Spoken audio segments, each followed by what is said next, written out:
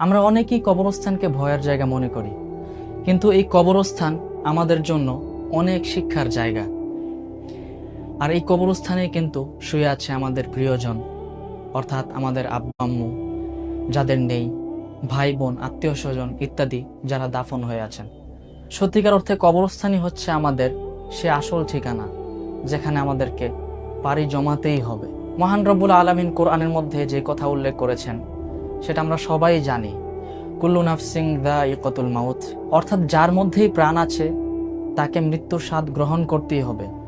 এটা থেকে বেঁচে থাকার কোনো প্রশ্নই আসে না, কোনো সুযোগ নেই। রাসূল সাল্লাল্লাহু আলাইহি সাল্লামও কিন্তু বলেছেন যে তোমরা বেশি বেশি কবর জিয়ারত করো, কেননা এই কবর জিয়ারত করার মাধ্যমে তোমাকে আখিরাতের কথা স্মরণ করিয়ে দিবে। আল্লাহু আকবার।